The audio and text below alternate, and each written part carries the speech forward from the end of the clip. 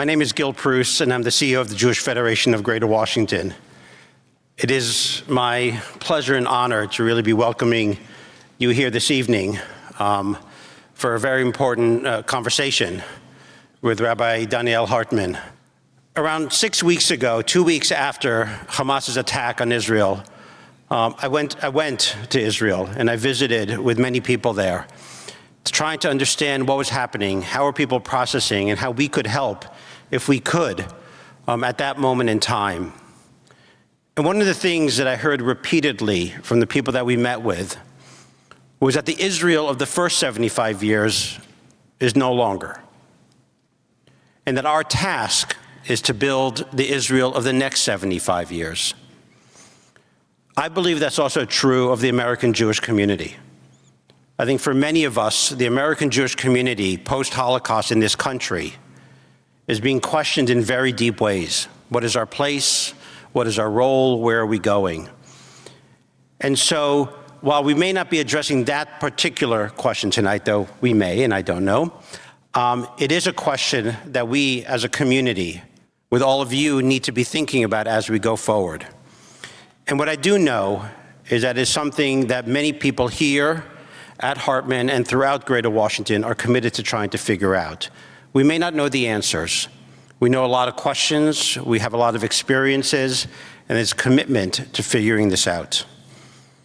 Tonight, we're going to be hearing from three people, two people, the rabbis at this particular shul, my congregation, from Aaron Alexander and Lauren Holtzblatt, two rabbis who I believe are some of the most thoughtful, caring, beautiful leaders that we have in this community and this country. And they will be in conversation with Rabbi Donniel Hartman, one of the most important thinkers that the global Jewish people has, not only today, but has had for the past many years. So please join me in welcoming all three of them to this bima, this moment, and I look forward to the conversation. Thank you. We love you, Gil. We love you, Gil, and we love you, Donniel Hartman. It's an absolute honor to have you here on our bima with our community, and we are so grateful for you and the world, and for the Hartman Institute, which has been really the Hartman Institute, I believe, is helping to foster the Gedolei Hador, the greatest of this generation of thinkers and sages. And so just grateful for you and the world. Thank you. Thank you very much. Nice to be here. So we want to just start with you, just sort of like a check-in on you and your family. We also know that the Hartman Institute experienced some real loss on October 7th. And post-October 7th, one of the teachers in the high school, and we just wanted to hear, how are you? How's your family? What's the feeling in the Institute? Everybody's on the spectrum of crappy. That's really where we are. We didn't plan for this.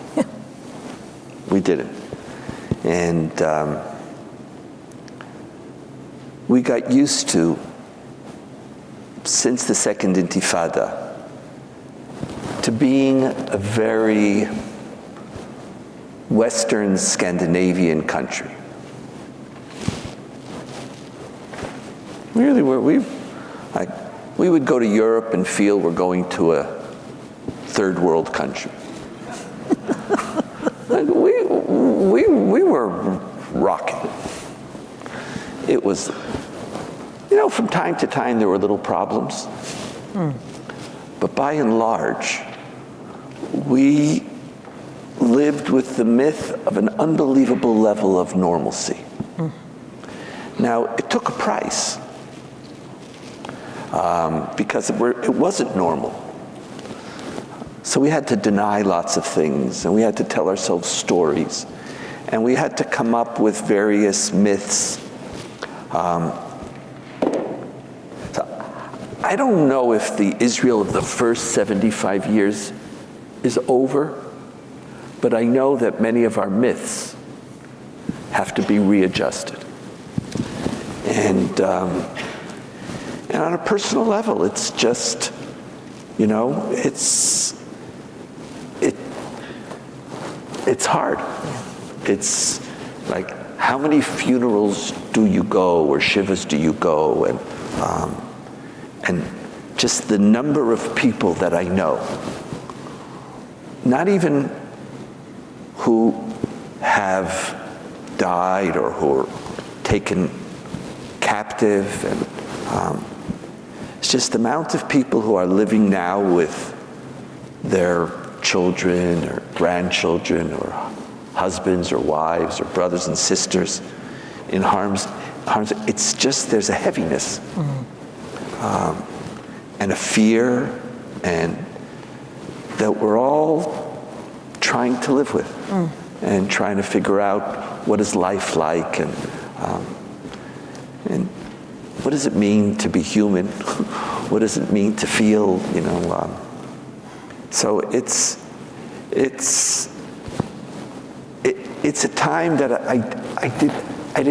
none of us really expected, and so it's for all of us. It's family, friends.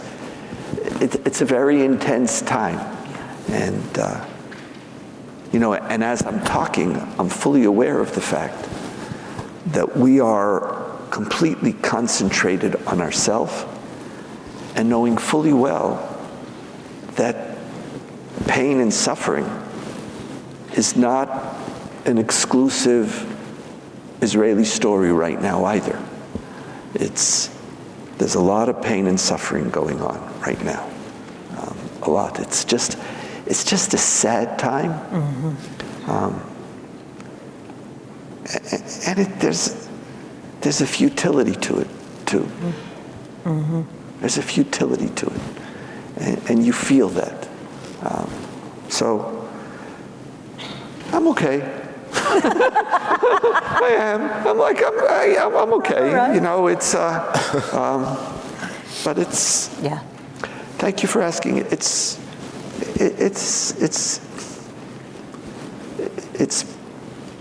sad and very challenging. Yeah. I think everyone in here wants to give you and Am Yisrael a chibuk, and to really feel that and take that with you back to Haaretz. So. Thank you. Yeah. So the title of this session, Morality and Peoplehood in a Time of War. There's questions we have been getting for 8 weeks that we've just been saving for you about morality and war. Thank you. So glad. No, thank you. There's no perfect way to ask this question. War is a tool that is used to protect morality, and in the context of war can confuse or diminish morality. Power is often used to protect democracy, but the use of power can diminish or confuse sometimes the very values and ideals that we live by.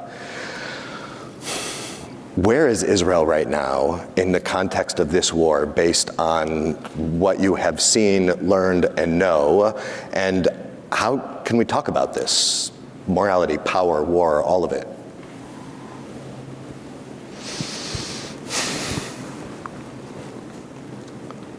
First, Israel's very angry. They're very, very angry. And at the same time, we're very, very powerful. We were victims on October 7th. But we're not victims on December 6th. And thank God. There are hostage families who are still victims. There are people who are suffering on an ongoing basis every day. But Israel's not a victim. We're not.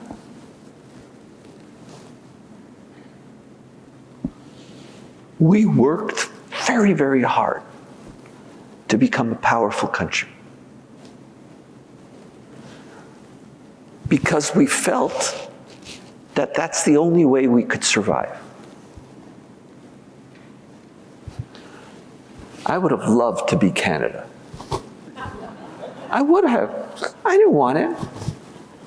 I didn't want it for myself. I didn't want it for my family. I didn't want it for my children. Grandchildren. As a Jew, I never saw the use of power as an end unto itself. But as Zionists, we embrace and love power as a means. And as such,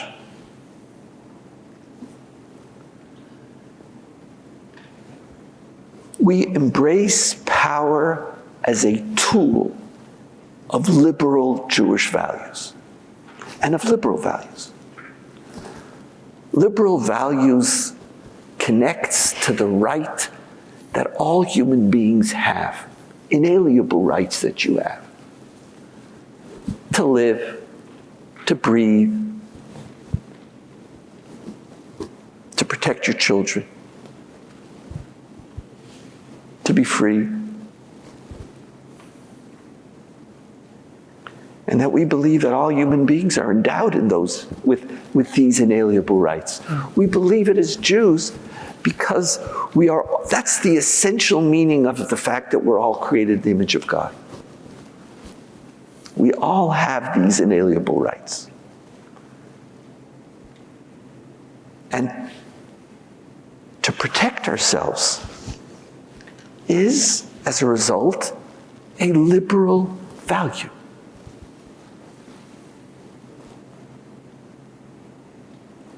We forget that.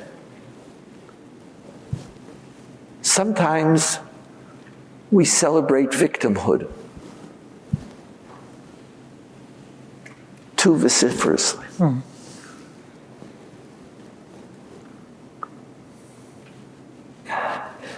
As a Zionist, I don't celebrate victimhood. I hate victimhood. I despise it. I walk around with a gun when times are dangerous because I refuse to be a victim. I refuse to be a victim.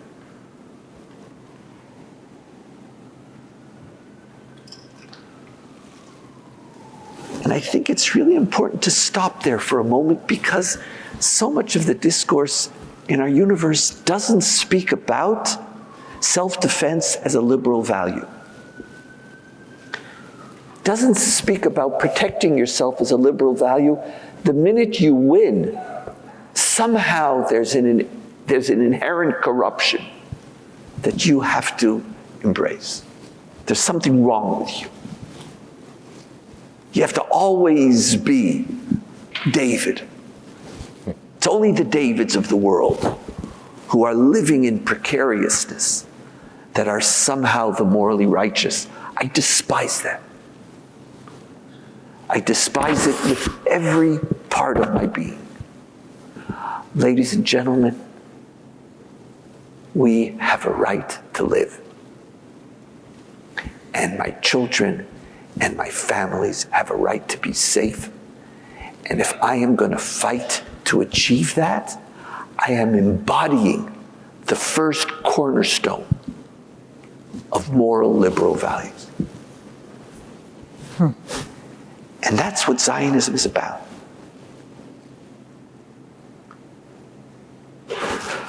But as we all know, power is really difficult. It's an unbelievable gift. But when you're angry, when you're hurt, when you're frightened,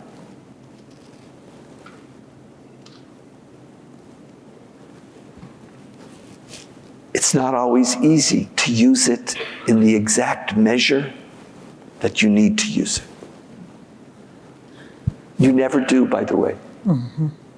You never, ever do. Nobody does. It's just impossible. And I'm sure we'll talk about this further, but the nature of the war in Gaza makes it impossible to tenfold.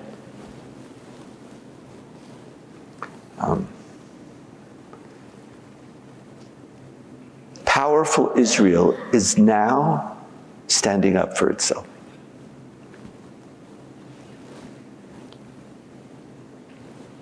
$240 hostages, 1,200 people didn't get the benefit of all of that power. They didn't. We were not powerful on October 7th. We were arrogant on October 7th. We were also flawed, because human beings are just flawed. We always will make mistakes. But right now, we are powerful. And right now, we're trying to make sure that October 7th doesn't return. And we're trying to make sure that some of the inherent mistakes that we made on October 6th, metaphorically, are corrected. And at the same time, we have to ask ourselves that even in the midst of fighting a just war, what are the parameters of that is a relevant conversation. We're not exempt from that conversation. October 7th doesn't make us exempt from that conversation. It doesn't. And so, where is it, you asked very beautifully, where is Israel now in this story of power?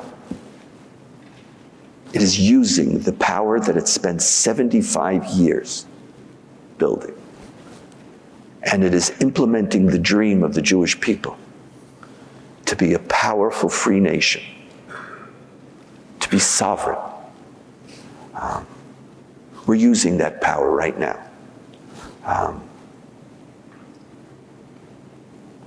And also mourning its limits. I don't think we're questioning that much. There isn't a huge amount of self-reflection right now. Maybe we'll talk about that more. There isn't a huge amount. Some of it is understandable, and some of it, I believe, needs to be fixed.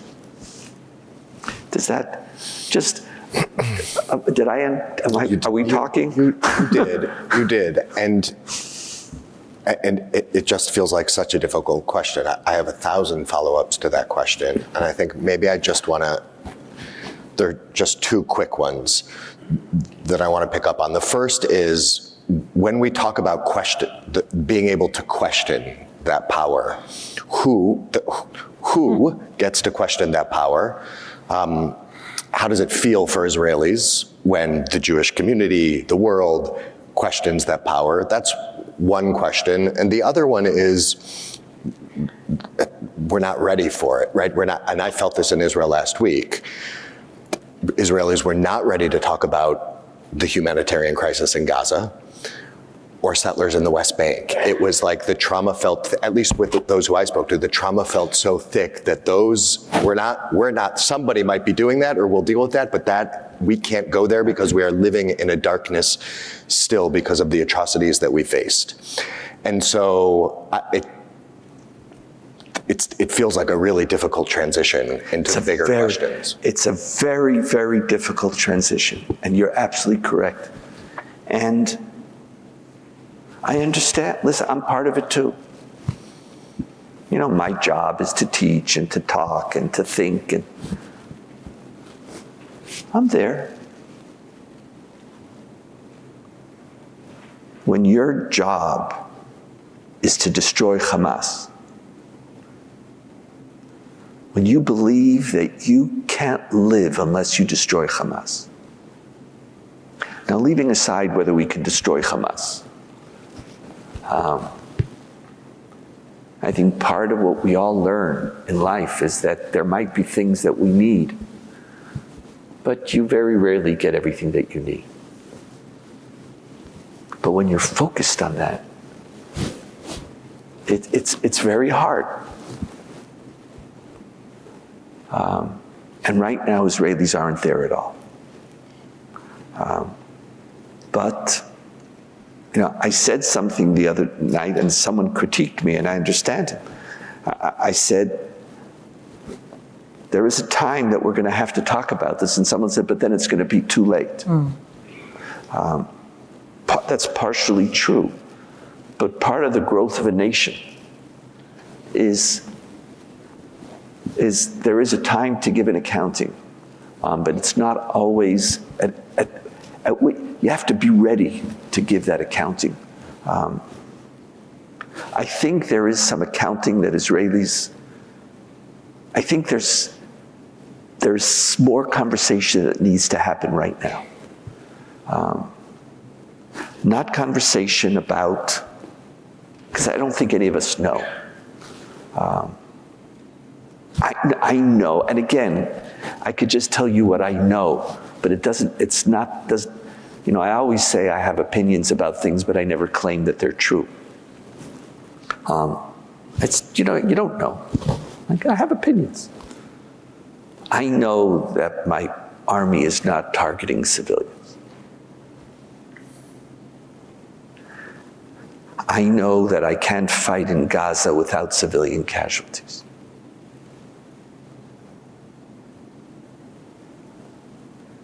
And I don't feel that I'm in a position to critique which bombing was necessary and which was not. But I do know that if we're serious about civilian casualties, humanitarian corridors, and I'm leaving aside the consequence that this has for hostages, that is also that strategic balance. I can't voice. Is it better to keep the pressure? What is the point which best serves the returning of our families?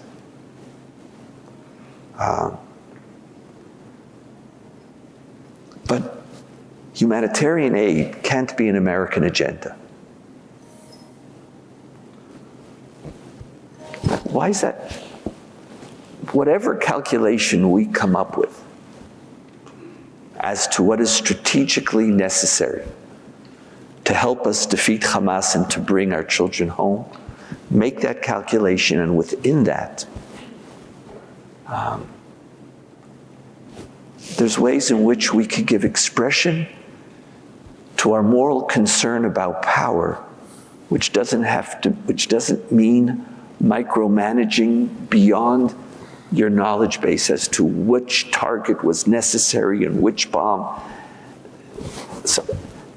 And if you engage in that, then the whole conversation more or less changes.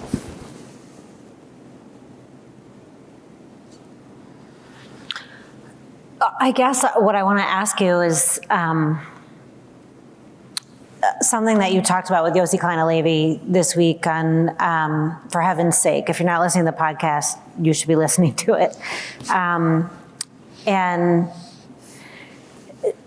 we framed it in one way in what we prepared, and I'm listening to you and I'm feeling like I want to think about it in a different way. And it's, the government and the polity of Israel before October 7th. And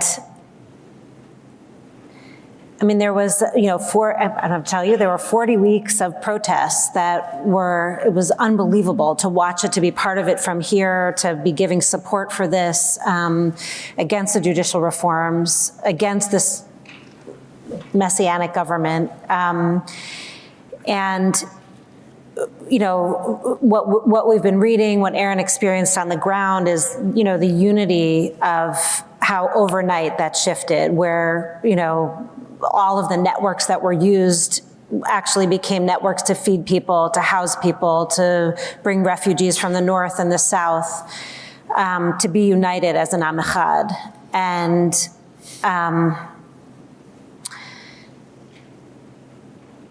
I guess my question really, so first of all, one of my questions is, do you feel that there's, as we move into December, and maybe the question is not yet, maybe the answer is not yet, but is there creepings in of distrust of the moves that this government is making now, and the failures that this government has walked into from October 7th on? And how does that, if you're feeling that, those fissures, how does that affect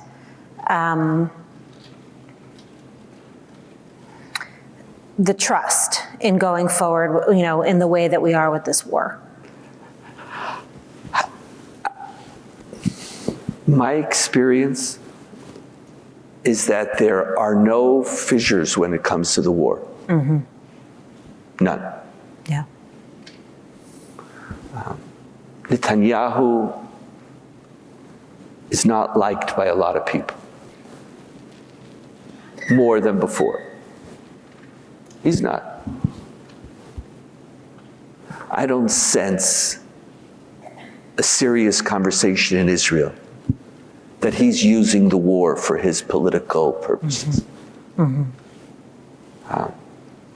While it's of no interest to you, I'm not a Netanyahu supporter. My politics don't matter to you.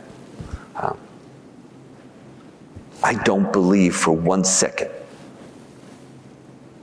that he's going to endanger soldiers' lives, our people's lives, the well-being of hostages, for the sake of his own political gain.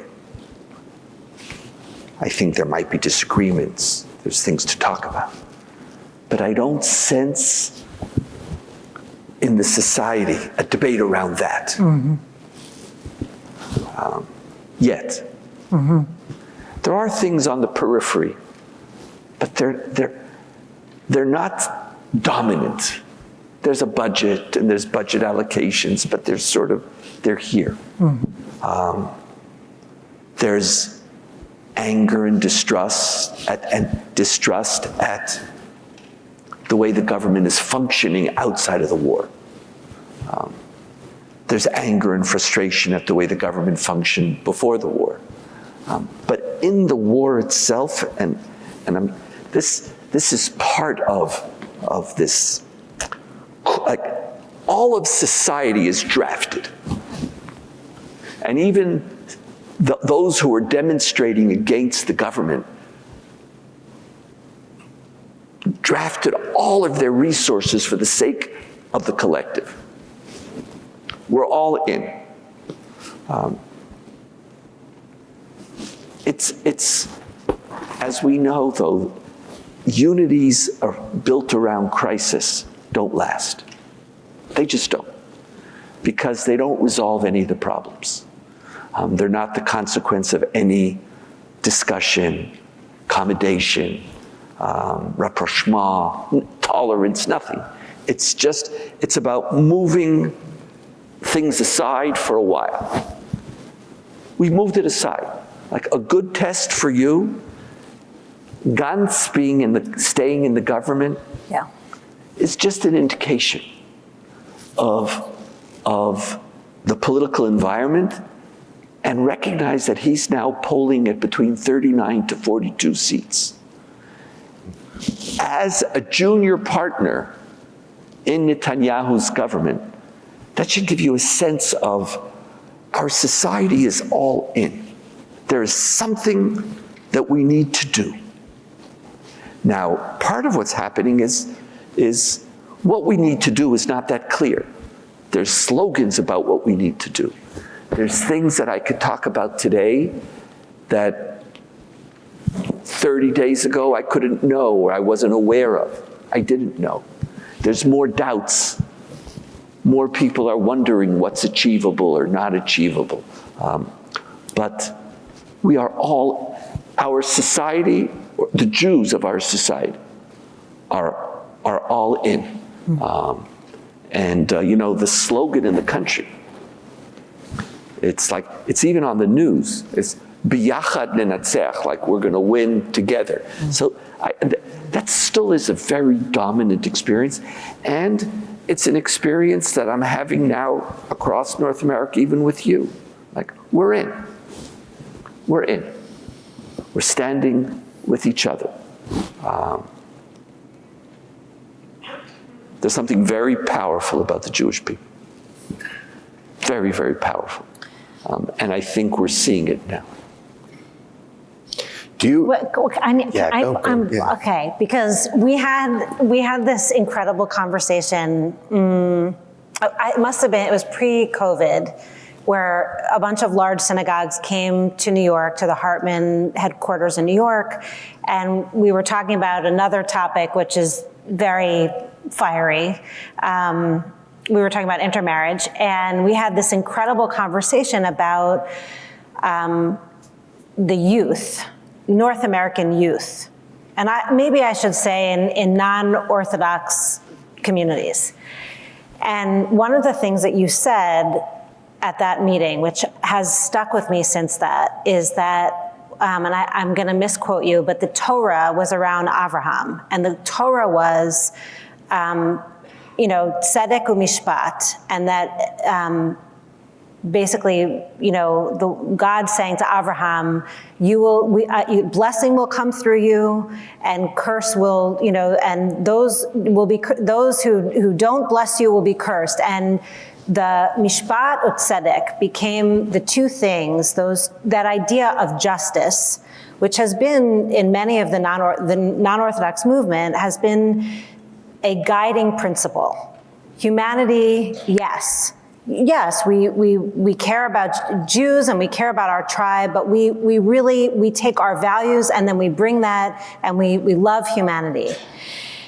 And one of the things that I will say, like, it's been very challenging, because I do feel as a rabbi here and in North America that there is a unity for sure around this war, around October 7th, about the inhumanity of it, about Israel needing to fight this war, all of those things. I do feel that, and it's not all the younger generation, but the younger generation we are seeing something emerge, which in many ways I see very similar into that conversation of how that Torah worked there, which I thought was brilliant. That we ought to care about humanity, and then if there's room for tribalism of our own. And I'll say that even in our own high school, which our kids are awesome and they're thinking deeply, and when they're bringing this up in conversation, I find myself sometimes tripped up in what to say, because for me, yes, my humanity comes, but I care about my tribe, and I want my tribe to survive and be well and to grow and not have this existential threat that they can't. And I'm also very aware of what it means to have Medina Israel in my life as bitachon for my Judaism. And I am finding that the narrative of the younger generation is in some ways hafuch. Reverse. Yeah.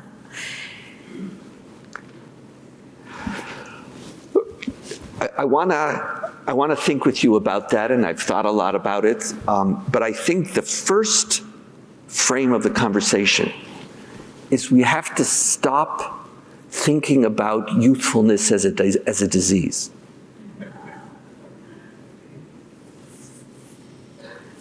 What we do is we embrace people for where they are, and our children are the byproduct of things that we've taught them. 100%.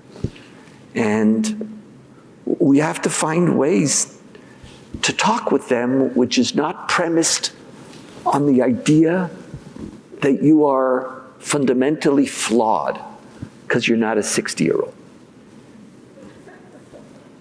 And when you have that mindset, you can't reach them. Now, what are our children saying? They're saying that to be a Jew is to be committed to the equality of all of humankind. Yeah. I believe in that. That was the first lesson of the Torah. Oh, they learned well. The challenge that we face is that there is, I believe, a false dichotomy between particularism and universalism. And it is a prevalent one, because particular identities are believed to be narcissistic, morally narcissistic, unnecessarily self-centered, egotistical, and morally flawed. But what happens if the story of our particular identity is one which tries to embrace the rights of my people and a mission to bring, as you said, tzedek u'mishpat, justice and righteousness to the world? That's like why I'm all in, because I want to do something. Now, when you have that, when you begin to trust the purpose of your family, then there's more place to just love your family. There are times, if you are in a family, which is just like, you just sit around the table and you're just disgusting to everybody else but your kid. You sit around the table and you see your parents and your siblings just being vulgar to everybody all the time. Like, oh, but to me, we're great. Someone knocks on the door and asks for charity. No, never. But we have an abundance. Like, at some point, someone will say, there's something wrong with this family. It's out of balance. Our challenge for our children is to teach a Torah of the beauty of our family, of the beauty of what we stand for. That to be a lover of Zionism doesn't mean to deny the inalienable rights of Palestinian people. Doesn't, like, why are they there? Who said? I was raised the opposite. I was raised to religiously yearn for a Palestinian state, precisely because I'm a Jew, precisely because I yearn for sovereignty, and I know that what is hateful unto me, I don't do unto others. And if I have a right to sovereignty, Palestinian people have a right to sovereignty. Now, if a respect for Palestinian people, or even caring for Palestinian civilians, is seen as an act of disloyalty to the Jewish people and to Israel, then our children are going to look and say, what is the nature of this group that you want me to belong to? No, I'm not saying we don't have a right to fight. And I'm not saying we don't have a right to defend ourselves. And I'm not saying that we don't have a right to ensure that everybody comes home. Because as a family, that's my priority. But we're at a place that we have to convince them that our family loyalties aren't morally destructive. And I don't think we've spent enough time doing that. And I think we could win the battle for particularity. I believe, I love Israel. I'm a liberal Jew, deeply committed to the right of our people to our home. But that doesn't make me morally blind to anybody else's interest besides my own. Like, one way of thinking, self-defense is a liberal value. It's a human right. Part of what we have to ask ourselves, even on December 6th, what's your second human right? What else are you committed to? Talk about it. Now, I understand in Israel, there are times when you can't talk about things. And that's okay. And maybe that's one of the differences between living 6,000 to 10,000 miles away. The intensity of the pain and the hurt is different. Just like the intensity of my pain and hurt is not the same as the intensity of families who have hostages. It's not the same. And I understand that. My brother-in-law was in Syria for 2 years as a hostage. And we didn't know whether he was alive, and we waited. It was over a year before we heard and knew whether he was alive or dead. 2 years until his body was returned. So I don't fully understand, because it's the pain now that's not, your job is not to be balanced right now. If you have someone, that's not your job. It's not your job, and it's not anybody's, your job. All of our job is just to shut up and to listen to you and to hear you and to ask how we could support you. And I know what I know, and I remember over the time, day after day. I understand. Everybody has to do what they could do. Families, one. People whose children are in the army. I speak about that. I have people at the Institute. Who just every few days just start shouting. Just start shouting. At whom? No, just shouting.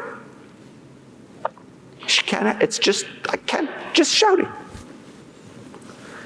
So part of family is also giving room. But it's not at this exact moment that we could create the balance. You can't. And part of life is you're never supposed to be in balance. I think Aristotle got this wrong when he spoke about the fact that the moral path is the golden mean. You're never supposed to be in the mean. You're supposed to zigzag. And maybe at the sum total of your life, maybe it was balanced. But our children at this moment might be a little more receptive to peoplehood. Anti-Semitism and fear is also a little helpful in that measure, in that regard, but that also doesn't have a long-standing effect. But overall, our people have to do a better job. And this is part of what we talk about here in this, with you together, and we've been talking about it for years. And I so much appreciate your understanding of what a long-term relationship with Israel is about. And what does it mean to be a lover of Israel? And it doesn't just mean cheering. Just doesn't. It means making a case for particular identity.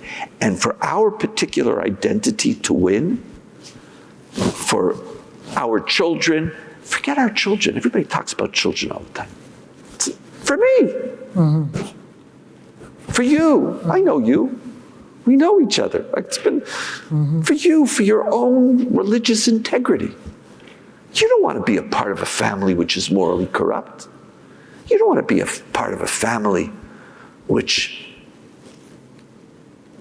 doesn't see the rights. You're not in for. That's not what you bought into. So let's sell that. Maybe not today, and not to every group at every time, but in the long run, that's what we have to do, and it's true. There is a current. It's not a dominant current, but there is an intellectual current which sees particular identities as inherently corrupt. There is. And we have to help them get over that moral blindness. It's, as Michael Sandel argues in his work on justice, it's like it's not even sensical. Really is not even sensical. And so there's this strange moral universe. And I think it's not by accident that it's in universities. Because universities aren't a normal place. They're not. You leave your home. You separate from your family. You have no connections except for whatever your fraternity is, if that's like, like this Phi something or whatever it is that you belong to. It's just this weird universe. You don't have to work. You don't have to be concerned about making a living. You live, it's not an ivory tower. Sometimes it's just a cesspool of narcissism. It's not, and this is the moral prophets of the universe. Mm-hmm. Like, I'm not that impressed. Mm-hmm. I'm not that impressed. Mm-hmm. And so I think we're over, and one of the nice things about college students, one of the most hopeful things, they graduate. And then they have to go into the real world and they get a job. And then but we're so concentrated on how do we fix these 4 years. And again, I was listening yesterday to some of those testimonies in Congress. Mm-hmm. I was morally nauseous. Yes. I would say repulsed, but it's not strong enough. I was morally nauseous when somebody says, genocide, calling for genocide, it depends on the context. So now, afterwards, I don't know, someone had to call somebody to tell this lady that, what the F were you doing? What type of brain freeze did you have? Forget brain freeze, moral freeze. Did you have it? But there's something wrong in that framework. So in that environment, of course there's particularism is attacked because you've left all your roots for those. You don't have any particular identity there. The closest thing you are to your family is your credit card. No, in a certain, that it is. It's like you're so that's not the place where we could develop the type of particular sensitivities but the long story is we have to do much better at selling the moral vitality of Jewish particularism. And with that, the moral vitality and ultimately also legitimacy and importance of Israel and Zionism. We do have to sell that. And I think, it's going to be hard for us to sell moral particularity without rooting out immoral particularity. And I know we can't do it right now at the same time because it's too hard, but we have been told, or at least I grew up being told, we can't be a part of that conversation. And so what's interesting now, and what you talked about in terms of— What do you mean, why can't you be a part of it? Because you're here? Critique, because the critique part of the conversation. Don't listen to them. Can you tell them? Sure. Don't listen. Anybody who wants to silence a moral discussion is damaging Jewish particularity and damaging Zionism and Israel. And anybody who does it out of love of Israel means well. But as Mark Twain said, they mean well in the worst sense of the term. They're not helping us. And many of them mean well. You think you're helping. You think if you quiet a question, it goes away? Do you think if you tell people don't talk about it somehow that you've also controlled their thoughts? Look how worried you are at your children. Somebody should be getting up and asking themselves, if we had it so right, why do we have a problem? Maybe it behooves you to think that maybe what we were doing is not working. Are Jews today, before October 7th, closer to Israel than they were 30 years ago? And if they're not, there is room for asking, what can we do better? Like, what are we just going to keep on failing and then you know what the solution is? Blame the children. It's their fault. Millennialism is a disease. Gen X, I don't, they change too quickly. I know. So I have no idea. I don't know who. There's Z's, there's know what we X's, are? we don't know what we are. I finally got comfortable with millennials, and I don't even know who the other people are, but there's another, again, it's like, it was like I just finally, I said, I'm okay, with you. I got used to the fact that there's a generation of Jews who aren't me. Okay, I got it. That was like, I'm me. I thought there were just people. Now I know there's not people, there's a group. And it's not you, you're an Altakacker. Okay, I got it. I got it. And now there's few other groups that I have, but so whatever they are. But like, it's not working. Yeah. And do you know who knows it's not working? Everyone who's a grandparent and a parent knows it's not working. So what are you going to do? Are you just going to, what's the definition of insanity? You know what it is. You're smart. So you think by demanding loyalty instead of providing inspiration is going to work? It doesn't. It just doesn't. So when are we going to stop it? Now, it doesn't mean it should be done irresponsibly. And like there's times and there's, you don't demand things and you question, you talk, you challenge. There's so many levels of nuance. I know you, and I know the Jewish people need both of your Torah. They need you to be free,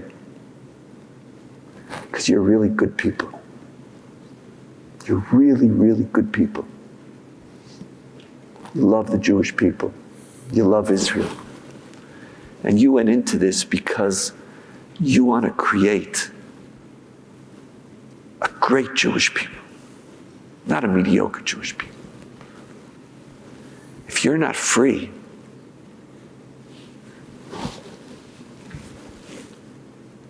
we're going to underachieve. We need you to be free. We need you to be safe to say the things that you need to say. And guess what? Sometimes you're going to make a mistake. Okay, so you said the wrong word. Maybe you didn't say it at the right time. Maybe you didn't do all of the, what is the term, disclaimers. Sometimes there's a list. You all see this. Isn't it strange when they sell, it's like only in America, when they sell drugs on TV? Like, it's the weirdest thing. Here, buy this drug. It's going to save your life. And also be aware of the fact. It's like there's a whole list. And if you don't say all of it, you can't say, and at the end of so you're going to have to say all your disclaimers, and you're going to have to talk, and yes, I proved that I loved, and I went, and I did, and it's just enough. Your children need them to be free. I'm telling you. I don't know all of you. But if you pointed and asked me to tell somebody, those people who you pointed and asked me to tell, I'm telling you, your kids need them to be free and to say the things that you can't say, because your children can't be lovers of Israel the way you are lovers of Israel. They can't. And that's not a flaw. That's just the nature of life. It's the nature of life. So and so now ask me your question. Okay. Can I ask that a question? Yeah, go. Yes, you can. I just want to say one quick thing, and here come the questions. What I'm worried about is this question of when at this moment, the question of Gaza is too soon to ask because the country is mourning right now and for all the reasons.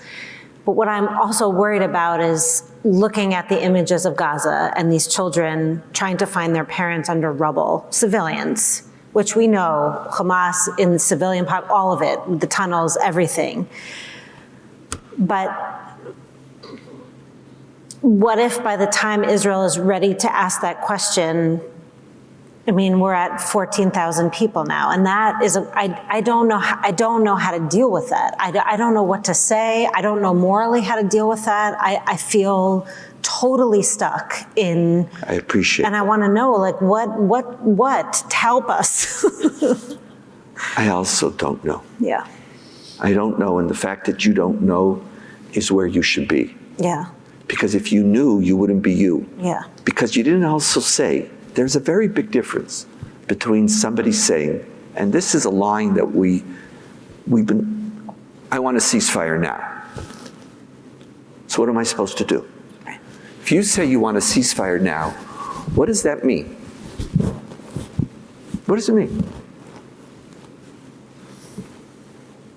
But all of a sudden hostages will be safe? You want a ceasefire now? Hamas will do what?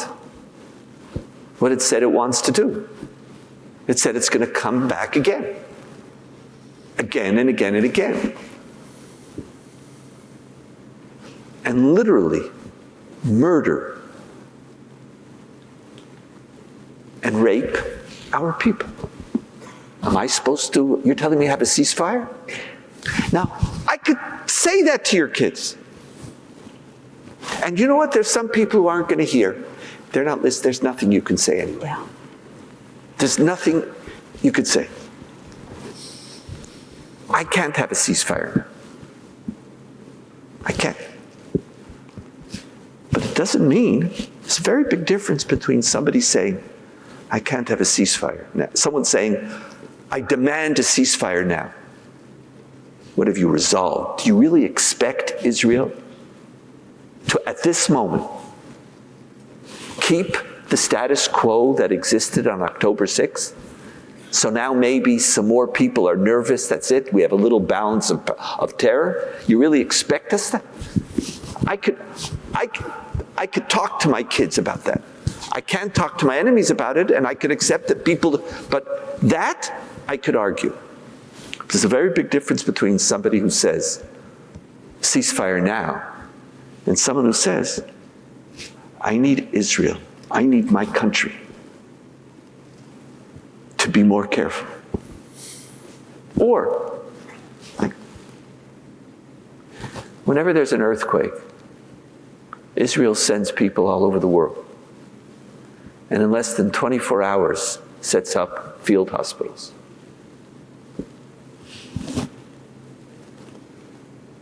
When we were moving the incubators out of Shifa Hospital, why don't we have on the border of Gaza and Israel 3 hospitals? Why don't we start taking care of Gazan civilians? Why not? Why don't we have 10 cities in the Negev so that people don't have to feel that there's going to be another Nakba and that they're going to be kicked out of their homes never to return, knowing fully well that if they're by us, they're going to be able to go back. Like, there's things that we could do. But right now, Israelis aren't ready to talk about it, but it doesn't mean you can't talk about it. Yeah. Or it doesn't mean you can't talk about, your kids can't talk about it. And talking about that is not the same as talking about ceasefire. As it comes down to my right to live is sacred. It's my moral duty. But other people also have rights to live. And now let's have a conversation. But I know fully well, and here too I could, look, even you could understand the notion of not right now. And as to the question, will it be too late?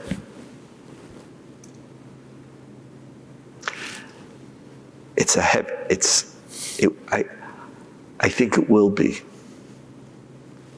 But I hope that if that conversation, see, our conflict with the Palestinians is not going to be resolved in this war. Yeah. It's not. Yeah. And it's only simplistic political statements which speak about, we're going to control Gaza forever, we're going to separate Gaza from Judea and Samaria, and we could ignore the fact that there's a people, like all that as if tomorrow means militarily controlling Gaza. Mm-hmm. And tomorrow doesn't mean having a serious conversation about the future of Israel, of Israelis and Palestinians. So we could pretend that it's not.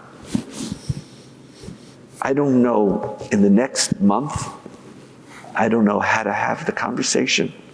And I know it's not enough. I know that. I don't have a better answer. But having this conversation can have a greater, larger impact on the way Israelis and Palestinians look at each other. And maybe we're going to look and say, and Palestinians, and I know many are saying this now, is this who I wanted to be? Does October 7th represent me? Does it represent me? And Israelis are going to ask, is this all that we are responsible to do? Is this all that we're responsible to do? Or are there other paths that we have to begin to explore? And so that conversation will come. And for some it will be too late. But for others, hopefully, it can avoid the repetition of that which is never going to give to either side the future that we yearn for. Yeah. I'm really happy you asked that question. That was very powerful. There are a few questions here. One of them is the question that both of us wanted to ask. Can we ask you like a rabbi question? Sure. I'm just kidding. They were all rabbi questions. Getting rabbi questions. Okay, I think I received 3 emails today. I left my rabbi tie at home. I left my rabbi jacket at home. Okay, so together we're a chavruta. I don't have one. Okay, if it's a rabbi question, I'm going to have some Diet Coke. I think I received 3 emails today saying Hanukkah is coming. This year, every Jew is a Maccabee. Okay, and I was like, I'm not sure. And this war has happened where, at the end of one holiday for 2 full months without a holiday, there's no other time during the year that could happen. So now we are confronting life, history, holiday. What do you feel is good Hanukkah Torah this year? What's responsible Hanukkah Torah? Lauren and I are Bavli Shabbat Hanukkah Jews. We live in the space of light and miracles and outside the context of Maccabees. At least historically, or what? So, but where are you? It's hard in a war to think of. No, first of all, before I'm a rabbi, I'm a person. And I have to tell you, I'm not thinking about Hanukkah. Okay, but I just not. I have to. But, just because the calendar comes doesn't mean I'm ready. So first of all, and that's fine. Try being a pulpit rabbi. What? But then as Heschel says, the person who said, I can't pray because the Spirit's not moving me, Heschel kicked him and said, he didn't kick because Heschel was nice. Heschel said, it's time for you to move your spirit. Hanukkah's a hard holiday. It's such a complicated holiday. Mm-hmm. It's a holiday, it's one of the most revolutionary holidays in the Jewish tradition because what we celebrate has very little to do with what Hanukkah is about.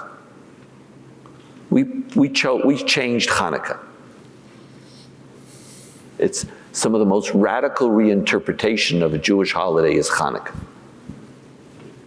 It's very little to do with what Hanukkah really is about. And part of the difficulty at this moment is that, Hanukkah is a celebration of a Jewish victory. If we talk historically, it's a celebration of as my colleague Ilana Steinhader just wrote an article about this, and she's right. Hanukkah at the end of the day is a celebration of of a war that we won.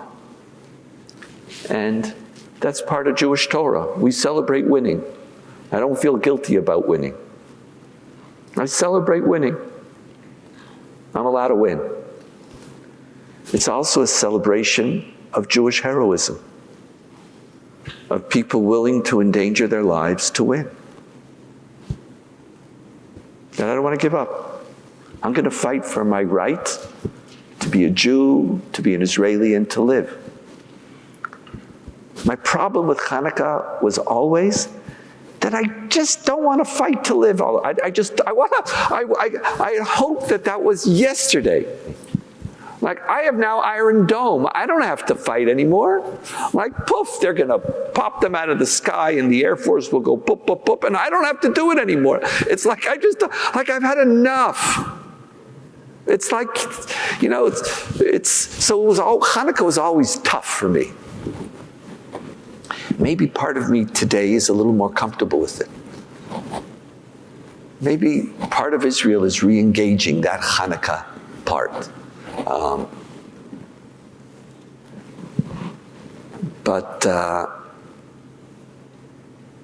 I like your Hanukkah. Zionist Hanukkah was very much about the Maccabees, the victory of the Maccabees. Zionism loved the Maccabees because they were the last Jewish warriors. So what did you make Hanukkah? You focused on the light. Like that one. You made Hanukkah into the holiday of Jewish pluralism. I don't know how, but it doesn't matter. The limits of interpretation are reached when you pass them. So you transformed it into the perfect holiday for the North American holiday experience, where Jews and Christians embrace each other together and spread loving kindness and light. That was a good move. No, I like your Hanukkah. So You stole it from Christmas. I know you did.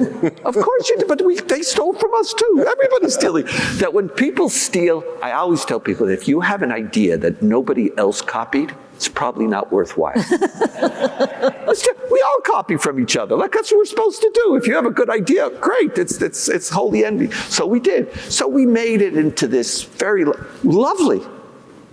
That, maybe the Torah of Hanukkah is the Torah of, you forced me to think about Hanukkah. Maybe it is this year.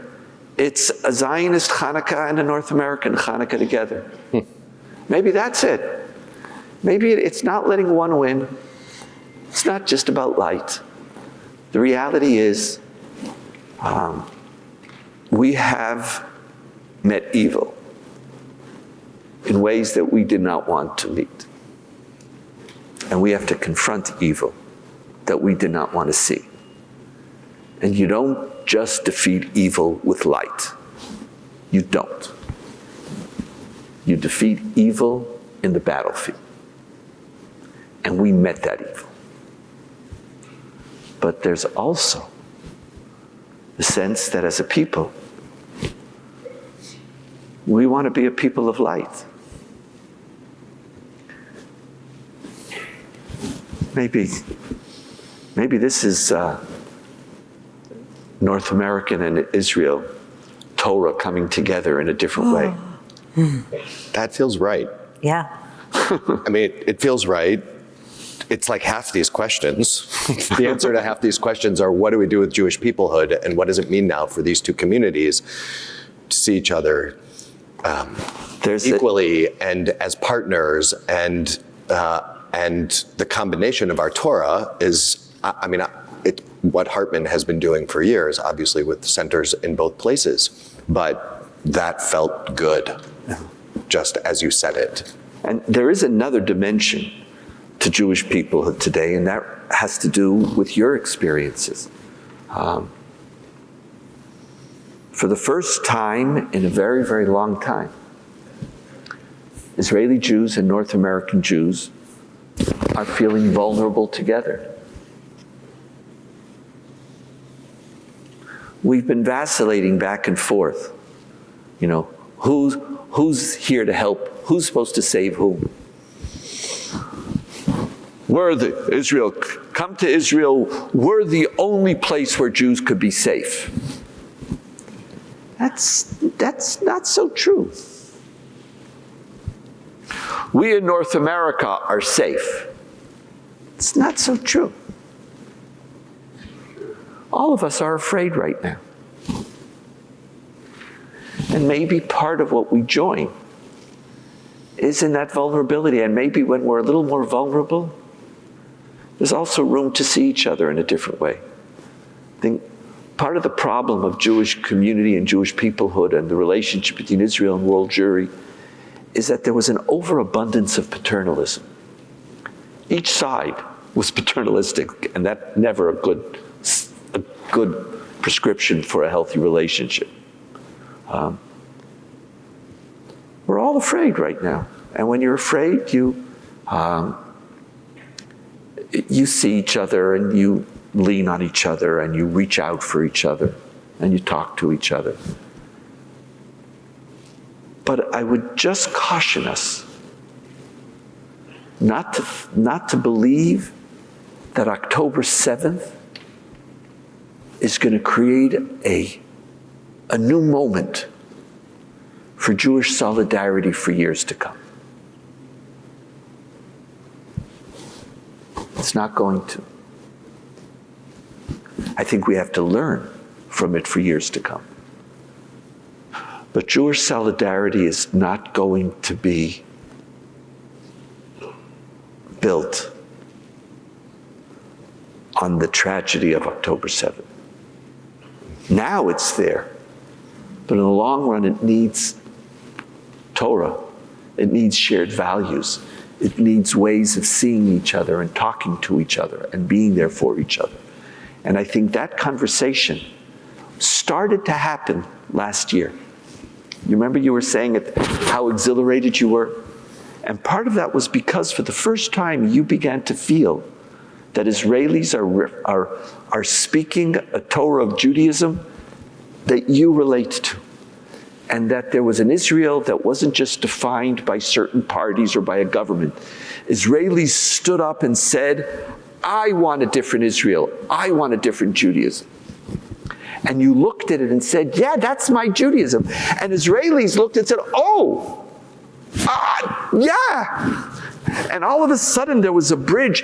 And it wasn't a bridge of death, and it wasn't a bridge of mourning. It was a bridge of meaning. So right now, we have an opportunity. We see each other. Let's use it as a way of renewing a relationship in a new and deep way. Amen. Amen. Yes. Amen. Thank you. Thank you. Thank you. Good evening, everyone. I'm not special at all. I just happened to be in the unfortunate position of being a family member of one of the 138 hostages who still remain in captivity out of the over 240 who were originally in Hamas captivity. I enjoyed listening to the discussion here. I think we lack this sort of nuanced discourse in our society today. And I wish we had it more in spaces that occupy most people today, which is social media. So people could understand better our pain as Israelis, our anger, but also our hope for a better future in our region. So thank you for the discussion. And thank you also for highlighting that Jews are feeling threatened everywhere. I was in Congress yesterday, and while I was speaking with members of the House about our plea, the president of my alma mater said that calling for a Jewish genocide is context dependent. I was ashamed and embarrassed to call that my alma mater yesterday. And I think it's part of the discourse of what is going on in this country and in Israel since October 7th.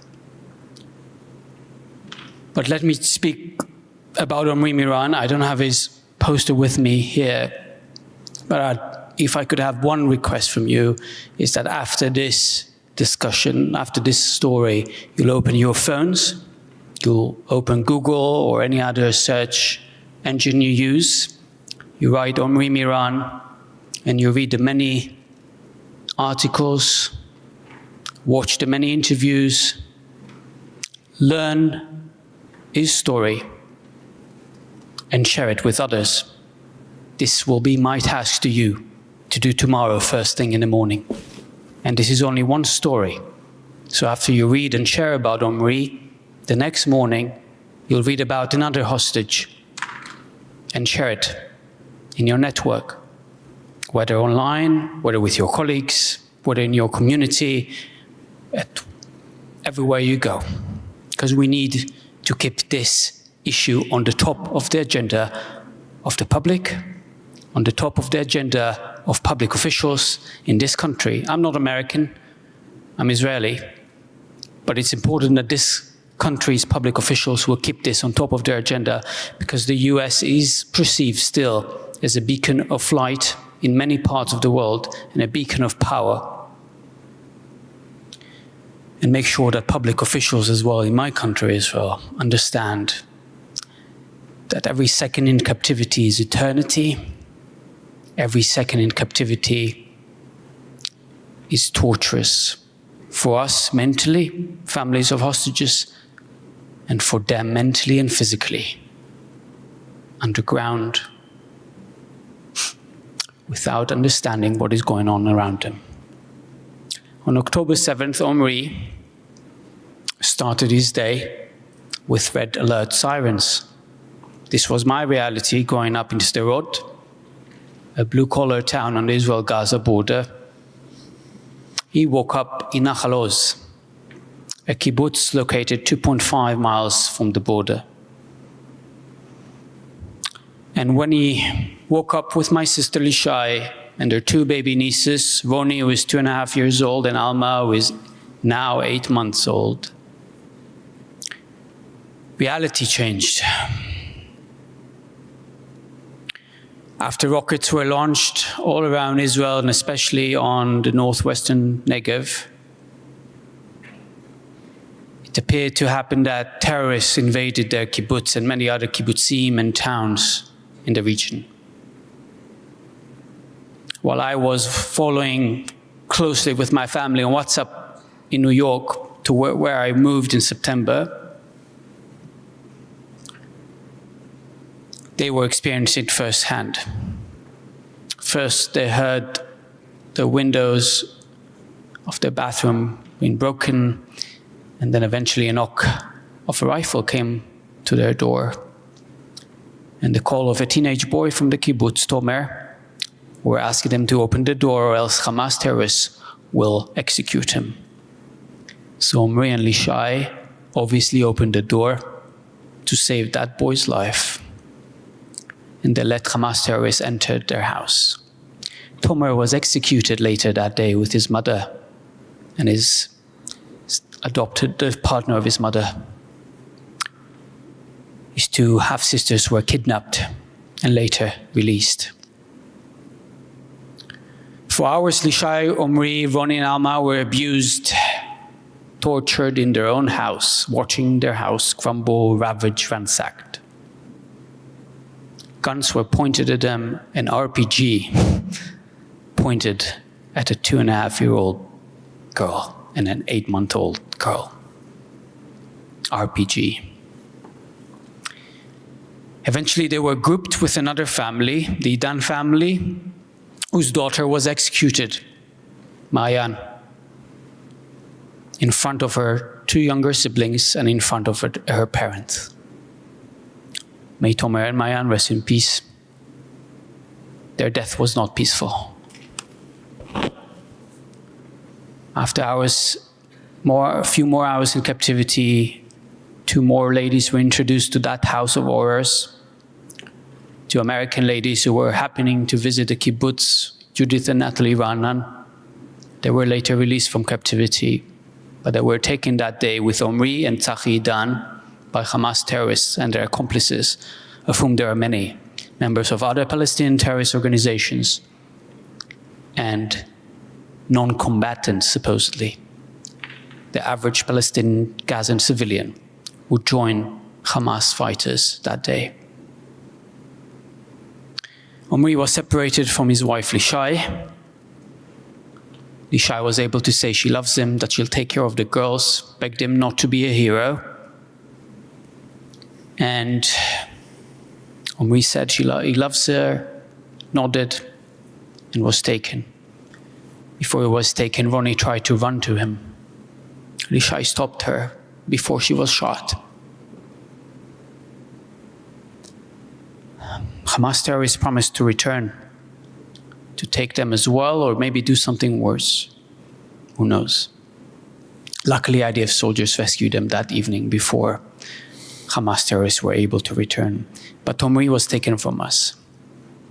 On October 7th, we haven't heard from him ever since, and even though I personally looked on every horrendous video on social media in the following days, trying to see whether he's there, whether he's alive or dead,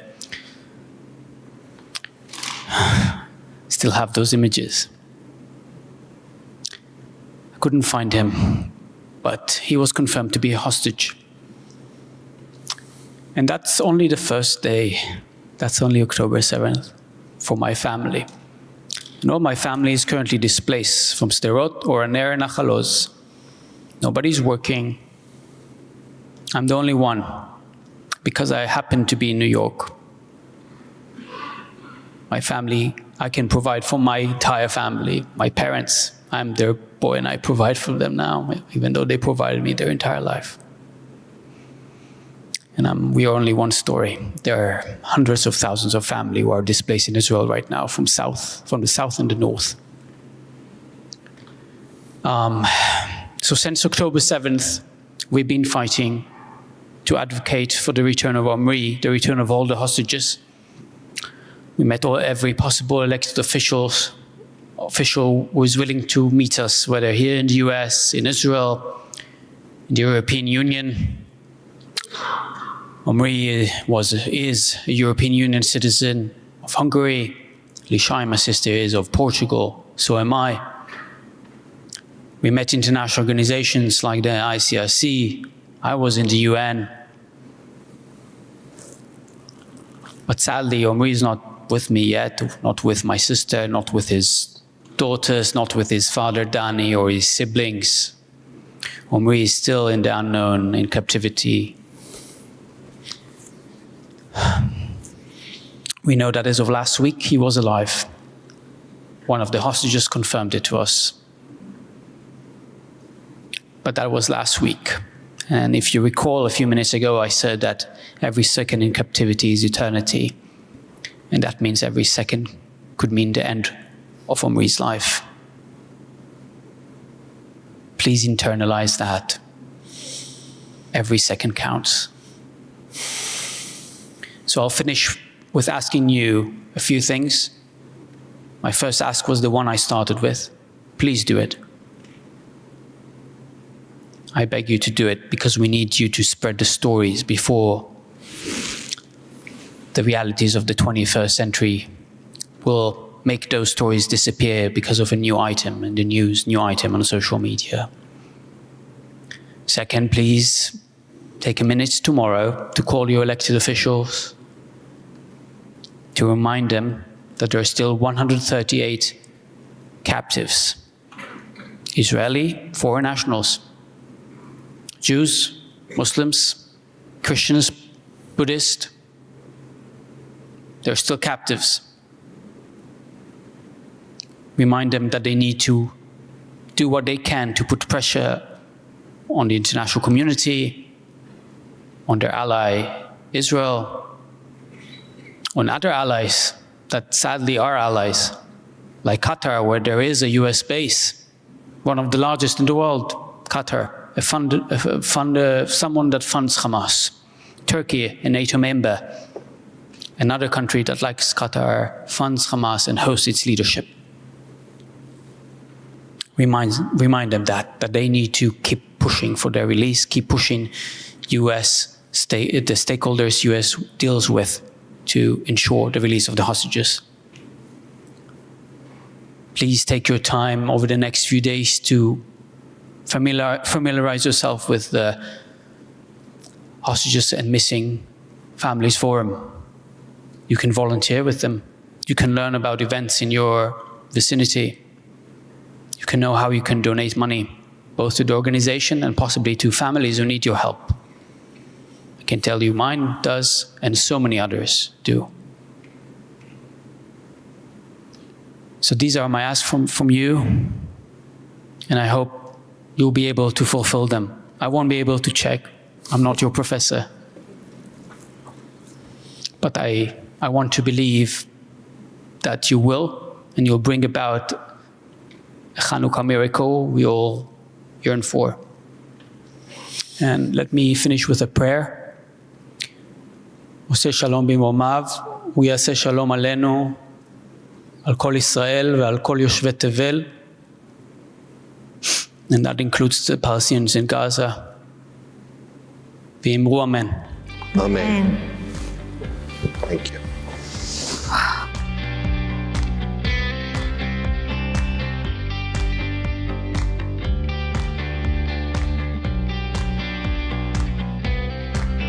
Thank you all for being here.